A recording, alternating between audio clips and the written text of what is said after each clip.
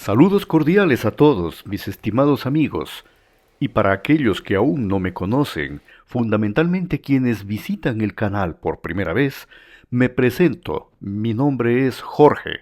Les transmito desde Roma, Italia, y es un gusto enorme para mí dirigirme a ustedes para transmitirles sea mi conocimiento y experiencia que mi pasión por la geopolítica y otros temas. También les pido que se suscriban al canal para que el mismo pueda crecer, ya que sin su ayuda esto no será posible y se los agradezco mucho. Y bien, pues empecemos y comienzo con una carta dirigida a España de Alexander Lukashenko. El presidente de Bielorrusia, Lukashenko, escribe carta de congratulación a España en el Día de la Españolidad. Les tengo la foto aquí de la carta. Y la traducción que se las he preparado, que quisiera leérselas. Esta es una carta datada 12 de octubre. Feliz Día de la Hispanidad, presidente de la República Belarus, Minsk. Minsk, 12 de octubre de 2025. Queridos amigos, reciban nuestras más sinceras felicitaciones con motivo de la fiesta nacional del Día de la Nación Española. Esta celebración encarna el honor y la dignidad, el coraje y el espíritu de sacrificio del pueblo español, refleja su importante papel en la historia europea y mundial y simboliza la unidad de la nación. Estoy convencido de que la búsqueda de una cooperación pacífica y mutuamente beneficiosa, el diálogo constructivo y las relaciones de amistad responden plenamente a los sinceros intereses de los pueblos bielorruso y español, y continúan siendo la base de nuestros contactos bilaterales, a pesar de las complejas tendencias geopolíticas de los últimos años. Aprovecho esta grata ocasión, en nombre del pueblo bielorruso y en el mío propio, para desear a todos los ciudadanos de España buena salud, felicidad, prosperidad y solidaridad nacional. Alexander Lukashenko. Quería leerles esta carta y pasamos inmediatamente a algo muy bueno que he pensado ponérselos inmediatamente al inicio de mi pequeño reportaje video. A menudo hablamos aquí de los drones, de los ataques, de los bombardeos aéreos y bueno, yo les he citado algunas de mis fuentes y tengo una de ellas muy buena que es Lost Armour. Ya les he puesto diversas veces videos de esta fuente, también esquemas y mapas, pero ahora se los voy a poner aquí al inicio para que lo vean, lo disfruten y se enriquezcan porque es muy bueno. A diferencia de otros canales que a menudo solo citan nada más, yo se los pongo íntegramente. Incluso voy a hacer silencio mientras los mapas corren para que ustedes puedan contemplarlo. Pero antes de hacerlo, quiero explicarles cómo funciona. Miren, pues como les decía, tengo no uno, sino dos mapas animados de esta excelente fuente Lost Armour. El primero contiene todos los ataques aéreos de Rusia sobre Ucrania de los días 11 y 12 de octubre, mientras que el segundo es actualizado de los ataques de esta pasada noche que va del 12 de octubre al 13 de octubre, incluyéndolo el 13, puesto que los ataques duraron toda la noche hasta el amanecer y el alba de este día 13. Quiero recomendarles que noten que en el mapa animado, en su parte superior, va apareciendo un horario, el cual indica la hora exacta de cada ataque, con lo cual ustedes pueden darse cuenta, sea del tipo de arma que fue empleada, por ejemplo, un misil Iskander, un dron Lancet o un dron Geranio, o misiles de otros diversos tipos, ya que en el mapa se los ve con su forma, cuando parten, cuando vuelan, impactan y al mismo tiempo darse cuenta de la hora precisa de dicho ataque. Entonces es algo interesantísimo, muy independientemente que las palabras allí escritas estén en ruso, pues son mapas originales que yo les estoy poniendo. A ello no le presten atención, no importa. Ustedes fíjense en los horarios y los lanzamientos e impactos correspondientes con los símbolos gráficos de cada armamento empleado. Verán que es simple y llanamente excelente. Una fuente de consulta alucinantemente buena y comprensible. Quien de ustedes tenga un programa radial o escriba artículos en algún periódico o revista o tenga un canal informativo de estos esquemas pueden obtener muchísimas utilidades, mucha utilidad. Por eso, siendo yo consciente de su gran valor, se los pongo íntegramente a los mapas o esquemas animados, mapas móviles como yo les llamo, para que los disfruten. Aquí se los presento a continuación y recuerden, miren los horarios. A medida que parte un misil, arriba aparece el horario con el impacto y va toda la noche hasta el día y la mañana siguiente a medida que se van dando los lanzamientos y los bombardeos. Estos mapas a propósito saben también incluir los ataques ucranianos. Si es que hay algún ataque ucraniano, el mapa lo incluirá.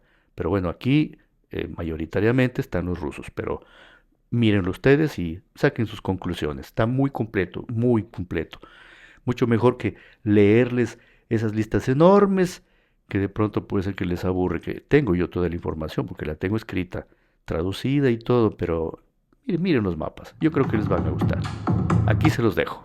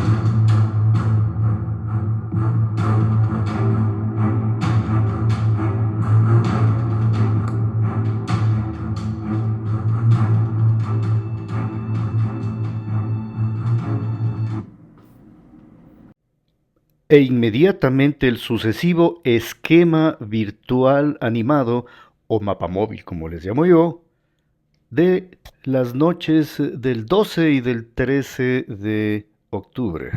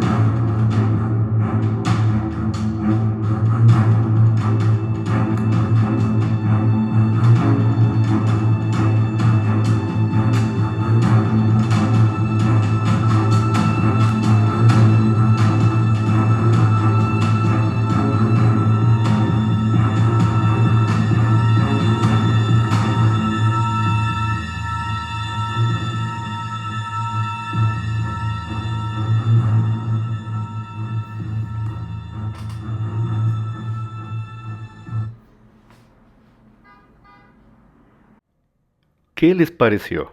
¿Les gustó? Extraordinario, ¿verdad?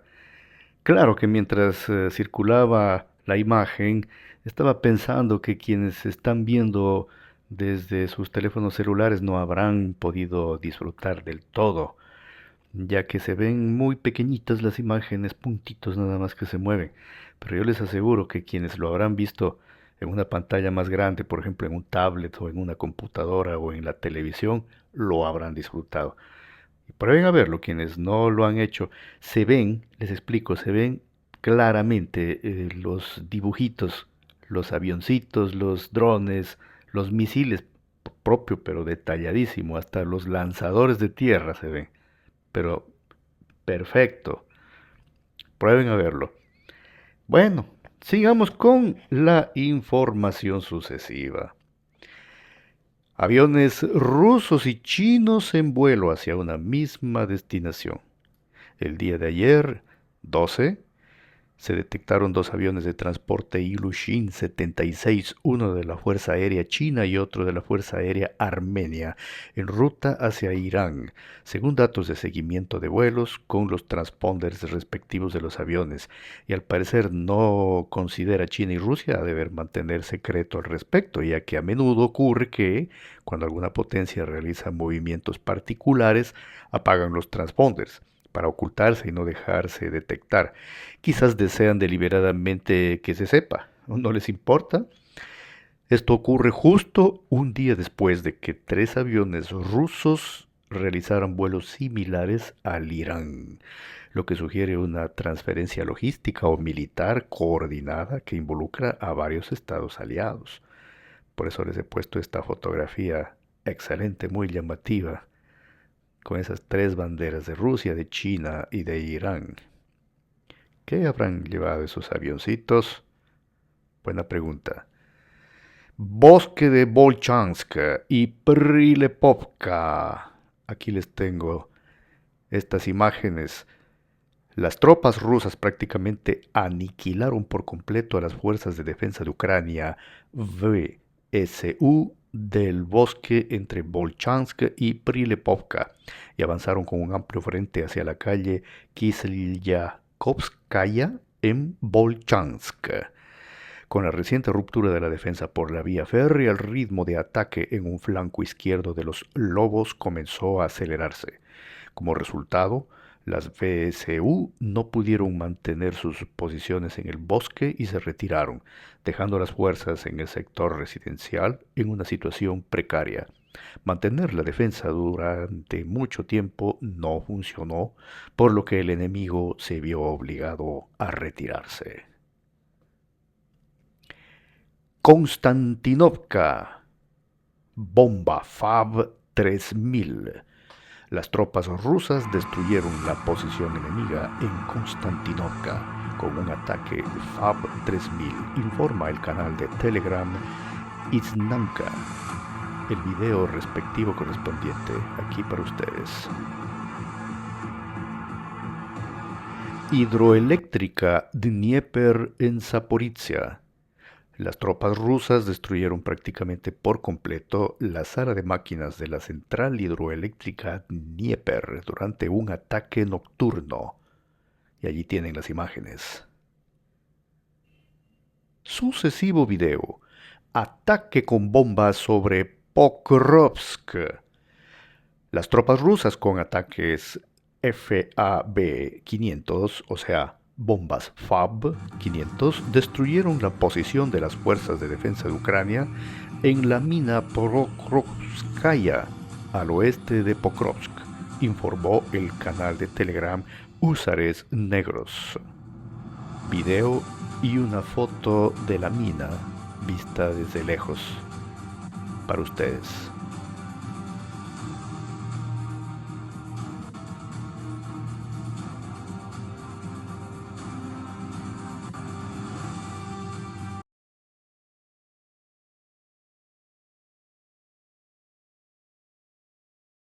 Dron FPV ruso de fibra óptica en dirección norte El impacto del dron FPV de fibra óptica VT-40 destruyó el paso elevado ferroviario de la VSU Minado. Habían dejado, como muchas veces ocurre, y esto en todas partes del mundo sucede, que los ejércitos suelen minar prematuramente los puentes para poder activar en caso de que el ejército enemigo se aproxime a un momento determinado. Pero eso de anticiparse a poner esas bombas, esas minas, esos explosivos, puede también ser arma de doble filo. En el pasado se necesitaba de exploradores, de fuerzas especiales que se infiltrasen, que entraran en la vanguardia para poder encontrar esto y de pronto hacerlos detonar, ¿no? Pero hoy con estos drones, imagínense lo que sucede ahí, ustedes pueden observar en las imágenes. No se necesita de mayor cosa para hacerlos explotar. Y yo por eso otra vez vuelvo a decir lo que en algún video se los dije, que escuchando a ciertos eruditos profesores de academias militares que casi menospreciando esta guerra decían de que es obsoleta y que son prácticas ya anticuadas, desaparecidas de la Primera Guerra Mundial, que no están aprendiendo nada de nuevo, decían pues muchos de estos eruditos coroneles, algunos generales incluso, varios de ellos retirados, otros activos. Pues sí, miren que están tan equivocados estos ilustres militares, porque realmente, imagínense, o sea, es que no se trata solo de cavar trincheras para decir que estamos en la Primera Guerra Mundial. En la Primera Guerra Mundial no había esta tecnología, señores, no habían satélites, no había lo que hay ahora.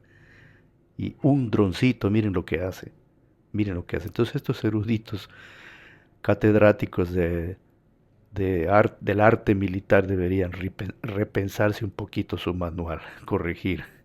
Tienen mucho que aprender, diría yo, más bien. Bueno, seguimos adelante. Avance de las Fuerzas Aéreas Rusas hacia las profundidades de la región de Dniepropetrovsk. Las Fuerzas Armadas rusas asaltan el asentamiento de Alexevka. Aquí el mapa de Lostarmur. Dron ruso Lancet en la dirección de Sumy. Trabajos del grupo ruso especializado justamente en drones de ataque Rubicon. El cálculo de Sala del centro de Rubicon reveló que a 47 kilómetros del LBS se trataba de un SAM con APKWS montado sobre la base de un camión DAF. Según el cálculo, la tripulación del SAM fue impactada con el complejo Lancet. El objetivo fue alcanzado con éxito. Y ahora, evolución en Shakove y Toretsk. ¿Por qué pongo la palabra evolución? Porque las cosas se han precipitado de un día a otro y les traigo aquí los mapas para demostrarles a lo que me refiero. A ver, para que no se pierdan y comprendan en dónde es esto, este sitio, esta zona, se trata de toda la prolongación que se extiende al norte de Pokrovsk y Mirnograd, que durante el verano los rusos consolidaron a modo de doble lanza o pinza, teniendo en el centro de esas dos largas puntas de lanza de avanzada estas dos localidades fortaleza de los ucranianos, Shakove y Toretsk, que han resistido increíblemente, pero sí, lo han logrado, no obstante que están casi completamente rodeadas. Si ahora van ustedes a ver en el mapa, contemplarán, se darán cuenta, están completamente rodeadas, tienen solo una vía de entrada y salida, ¿no? Logística al norte, donde no se cierran las pinzas, digamos, no. Pero esta es una de las especialidades de los rusos, hacer estas especies de caldereros o calderones donde no cierran completamente la tenaza, el cerco, ¿no? Entonces, bueno, también es mérito de los ucranianos, han conseguido pues mantener esa brecha y atacan por los flancos disminuyendo las tenazas, ¿no? Entonces, con sus líneas de aprovisionamiento de todas maneras casi del todo cortadas y en un cerco operacional, sin lugar a dudas, resisten contemporáneamente a las afueras de dicha doble lanza, avanzando, pues los rusos pugnan por expandirse y se encuentran en localidades importantes también donde se combate, como lo es Volodimirovka, Vikivka, Nikanorivka, Boikivka y Kucherov Yar. Siendo así, les diré que este es uno de los frentes más combatidos y en donde los ucranianos están tratando de resistir con gran tenacidad a todo costo y se disputan ferozmente cada palmo ganado o perdido, por lo cual vemos avances lentos de parte de los rusos y hay ataques y contraataques de ambas partes. Tenemos una evolución casi de día a día, de un momento para otro, por lo cual les mostraré dos mapas que serían un antes y un después. El primer mapa representa la situación hasta anteayer, hasta ayer casi prácticamente, y el segundo mapa vemos cómo se ha evolucionado desde ayer hasta el día de hoy. Este frente prácticamente sería lo siguiente. Durante aquellas últimas 48 horas de los días 11 y 12 de octubre, el ejército ruso continuó avanzando al este de Volodymyrivka. Además, las fuerzas rusas aseguraron completamente la zona entre Satishov y Nikanorivka tras días de combates con las tropas restantes del ejército ucraniano en esta zona hasta las afueras de Boikivka. Asimismo, las operaciones del DRG se extendieron al norte de Kucherov Yar. Esta es la fuente Suriyak Maps. Y la misma fuente de Suriyak Maps nos trae la actualización de hoy. Miren la diferencia de lo que les había comentado de los 2 días precedentes. Las cosas se precipitaron. La situación en el frente de Shakovskoy, o sea, Shakovskoy sería como se le dice a Shabkove, que le llamamos quienes pronunciamos así. Entonces, la situación en frente de Shakovskoy, tras la llegada de refuerzos, el ejército ucraniano lanzó un nuevo contraataque y logró recuperar Vilna y varias posiciones al este de esta localidad, así como al este de Nove Shakhove e Ivanivka. Además, las fuerzas ucranianas recuperaron algunas posiciones al sur y al este del embalse de Vinokurny. Por otro lado, el ejército ruso, en cambio, entró en la localidad de Rodinske desde el sur tras la captura completa de Chervony Liman. Asimismo, las fuerzas rusas comenzaron a avanzar al sureste de Shakove, acercándose peligrosamente a esta localidad. Como ven, ambos avanzan, ambos retroceden un poquito, vuelven a avanzar y pues así está bien disputada esa zona. Y bajamos unos kilómetros, casi centenares de metros, kilómetros más abajo de donde parte esta pinza, tenemos Mirnograd. Y justamente, ya que les hablaba de esas dos cabezas de lanza o pinza de Shakove y Toreske, ellas partieron y nacen precisamente de esta importante zona del frente que se llama Mirnograd. La hermana vecina, la importante Pokrovsk, que se encuentra a pocos kilómetros o centenares de metros, razón por la cual es importante Mirnograd, pues constituye el bastión que protege el flanco este de Pokrovsk. Digo, la suerte de estas dos ciudades está igualmente hermandada, incluso en el desastre, pues si cae la una, cae la otra también. La clave de su resistencia es que consigan aguantar ambas en pie. Y pues bien, veamos cómo van las cosas en este día 13 de octubre allí en Mirnograd, en el siguiente informe que he recogido para ustedes. Estamos en el día 1325. Situación en el frente de Mirnograd, día 13 de octubre. Desde el principio de octubre, el ejército ruso ha logrado capturar los sistemas de trincheras al oeste y noroeste de Hrodivka, ampliando la zona de contención de estas localidades más allá del embalse del mismo nombre. Además, las fuerzas rusas lograron consolidar su control sobre nuevas posiciones al oeste de Miroljubivka, en dirección a la localidad de Balaham. Y ahora damos un pequeño saltito de pocos centenares de metros al ladito de Mirnograd, su hermana ciudad Pokrovsk, importantísimo baluarte ucraniano disputado y ansiado y se dice a punto de caer. Ya que habíamos mencionado Mirnograd, ahora allí mismo, como digo, al ladito tenemos a Pokrovsk. Veamos cómo van las cosas allí.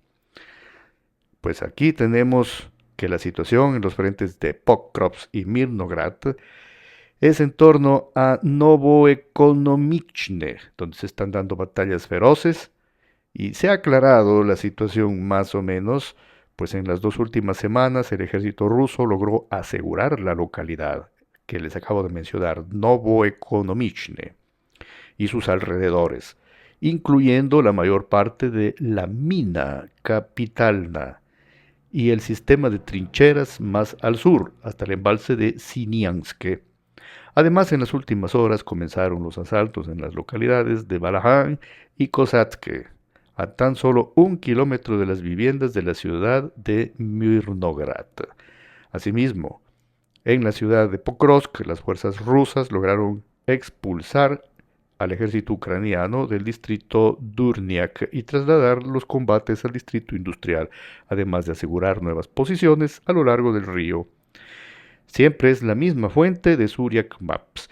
Basta que ven en los mapas que les estoy poniendo las flechitas rojas, que son los avances rusos, y las flechitas azules, que son los avances ucranianos.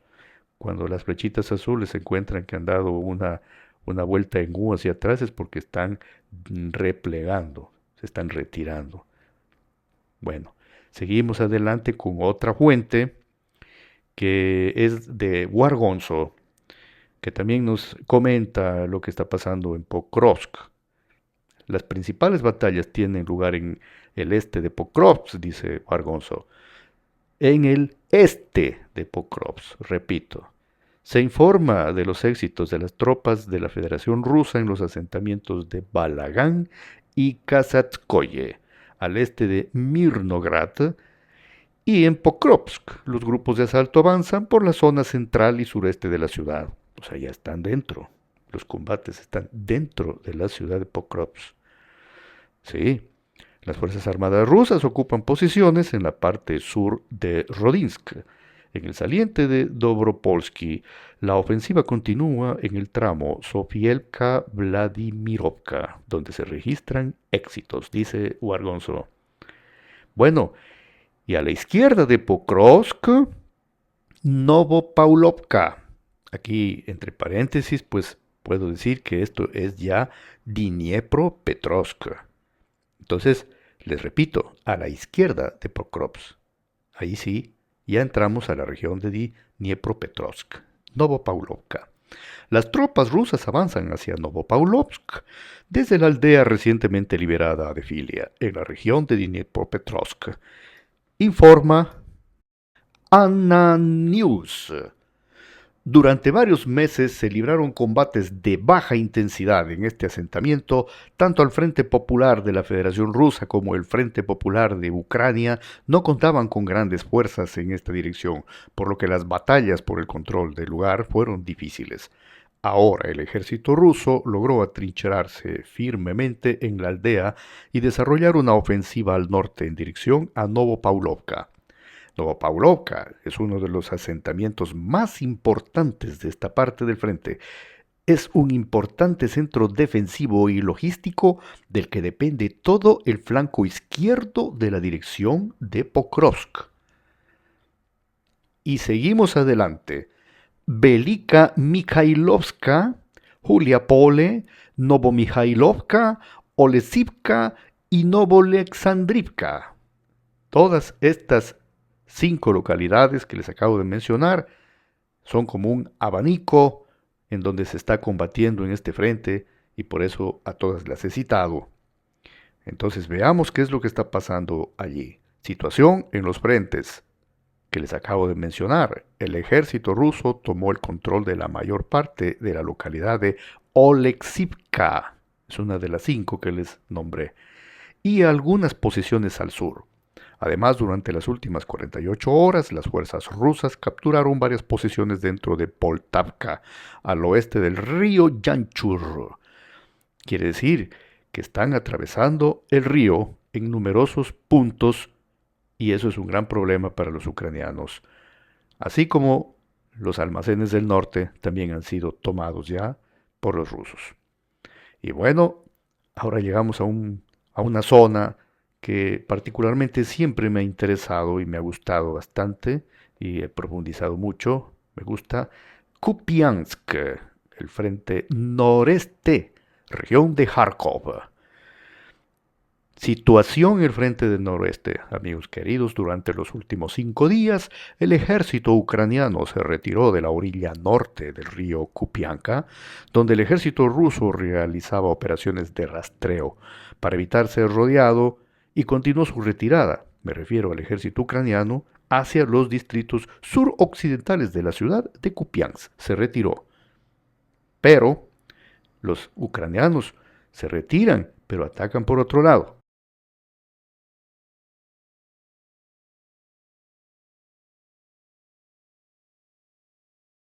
Bargonzo, a propósito de la zona de Kharkov, nos escribe: según fuentes, al sur de la dirección de Kupiansk, el ejército ruso controla el centro de Zagryzovo.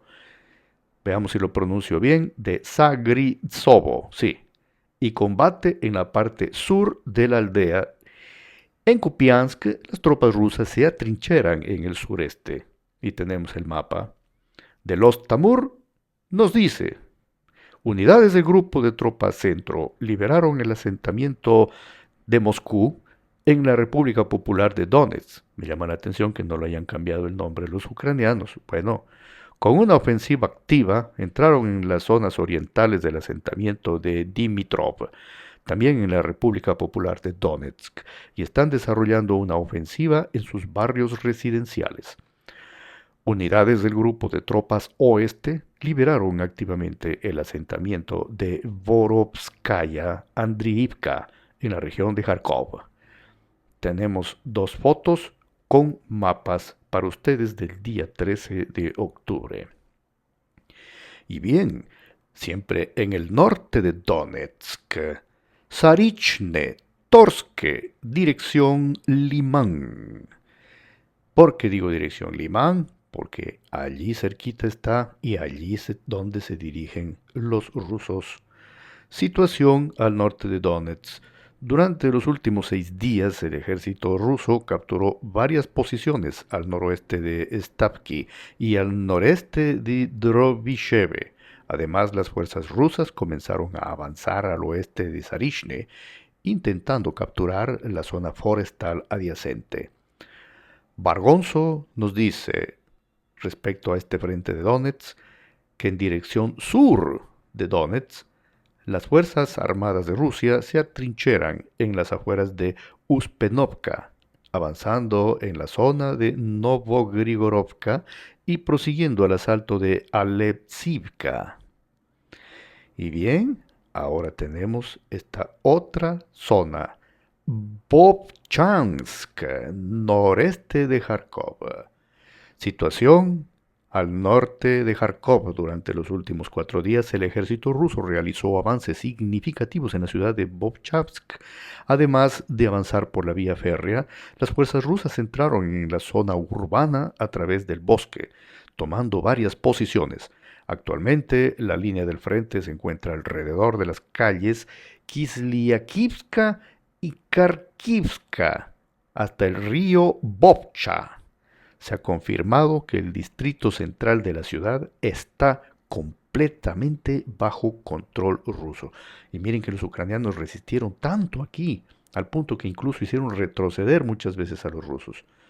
Pero al apoderarse de ese bosque y al haber logrado cruzar ese río Vochka, pues las cosas se han puesto difíciles. Y ahora los ucranianos Resisten, sí, pero al otro lado del río. Y pues la ciudad, vamos a ver hasta cuándo la pueden mantener. En Sumi, frente de Sumi, las tropas rusas repelieron varios contraataques de las Fuerzas Armadas rusas en la zona de Alekivska. Se celebran los éxitos de las Fuerzas Armadas rusas en la aldea de Barachino. Un pequeño comentario les hago rápido. Estas zonas que les estoy leyendo de Sumi, así como de Vovchansk, que son zonas limítrofes al norte entre Ucrania y Rusia. Y todas ellas pertenecen a la supuesta zona de contenimiento que Rusia ha prometido que va a hacer una especie de cordón allí para contener a los ucranianos debido a que le han lanzado ataques sucesivos desde esas partes. Entonces, como represalia, pues Rusia argumentando querer precautelar su seguridad, aleja, es lo que al menos la propuesta que ellos quieren hacerse, alejar la línea de las fronteras y obtener un cordón de seguridad lo más ancho posible. Entonces, todos estos puntos de la región de Sumi y de Kharkov son para obtener esta línea de contenimiento, ¿no? De colchón, si podemos decir, ¿no? De separación, que es uno de los objetivos que tiene Rusia. Pues veamos si lo logra, porque es inmensa también esa línea, no lo sé si lo logrará, pero en pedacitos sí lo está logrando. Está adentrado en territorio ruso como si fuesen dientes separados en diversos puntos, no, está entrando ahí. Si es que consigue apoderarse pues de Vovchansk completamente, tendría diversas opciones tácticas y estratégicas allí que pudiese, pudiese hacer Rusia. Es muy importante. Y de allí pues tenemos que recordar que está bastante cerca de la ciudad de Kharkov, que si es que se profundizan un poco más los rusos, podrían tenerla a tiro de cañón, ¿no? Entonces, bueno, vamos a ver qué sucede. Konstantinovka, gran ciudad importante. Bajamos el mapa, ahora ya me voy de la parte del norte, bajamos hacia Donetsk, una de las repúblicas separatistas. Entonces, Konstantinovka está al norte de Pokrovsk. Entonces son como dos herraduras. Una herradura es Pokrovsk y más arribita otra herradura que es Konstantinovka. ¿Por qué digo herradura? Porque la tienen semisitiada a ambas. Son dos semisitios que les tienen los rusos estranguladas estas dos ciudades que resisten con sus líneas de aprovisionamiento bastante asfixiadas y golpeadas. Pero bueno, resisten, veamos hasta cuándo. Konstantinovka, bueno, según Bargonzo, en dirección a esta ciudad, en la zona de Klebanvika, las tropas rusas están atrincheradas a lo largo de la carretera Alexandro-Kalinovo-Katerinovka. La ofensiva continúa en la zona de Ivanpolia, con combates en curso cerca de Stupochek. En dirección a Krasnolimansky, las Fuerzas Armadas rusas se mantienen en la parte norte y noreste de Yampol, avanzando hacia Doronovka. La ofensiva continúa en la zona de Viemka. Y pues ahora bajamos completamente un momentito para ver qué está pasando al sur, en la parte norte de la famosa península de Crimea, Zaporozhye o Zaporizhia. En este frente de Zaporozhye o Zaporizhia continúan las batallas de posiciones en Primorsky y Stepnogorsk, que son localidades ubicadas en el perímetro o en las inmediaciones de las orillas del río Dnieper, con importantes desembocaduras de afluentes a dicho río. Pues no han habido mayores avances allí, pero los combates están bastante intensos y veremos qué sucede en los próximos días y semanas. Hasta aquí mi informe, queridos amigos, y pues les mando un saludo muy cordial. Seguiremos actualizando la información. Les mando un gran abrazo y hasta pronto.